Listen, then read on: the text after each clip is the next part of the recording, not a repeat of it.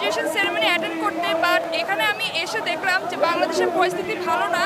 এই জন্যই আমি এখানে এসেছি সাপোর্ট করতে। আমার যে ভাই ও বোনেরা মারা গেল তাদের রক্তের যেই দাবিটা সেটা নিতে, কারণ ওরা হচ্ছে আমারই ভাই আমারই বোন। এখন আমার নিজের কাছে খারাপ লাগতেছে, আমি বাংলাদেশ ছেড়ে এখানে এসেছি, কিন্তু বাংলাদেশের অবস্থা আমি নিজে আমার পরিবারের সাথে যোগাযোগ করতে পারতেছি না আজকে 4-5 দিন।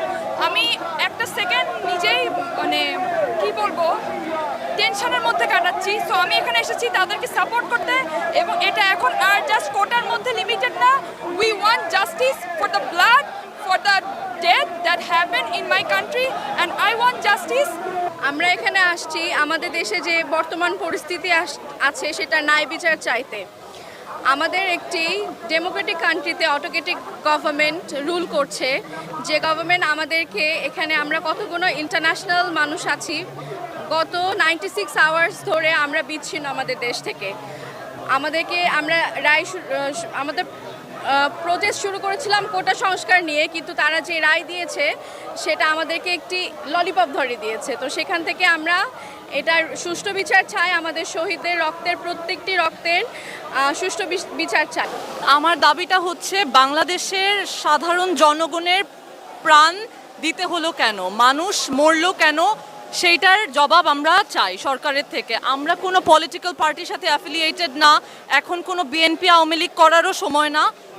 আমরা জাস্ট শেখ হাসিনার থেকে এই জবাবটা চাই যে আমাদের ভাই ও বোনেরা কেন শহীদ হলো, কেন গভর্নমেন্ট বাংলাদেশের সাধারণ মানুষের সেফটি এনশিওর করতে পারে নাই।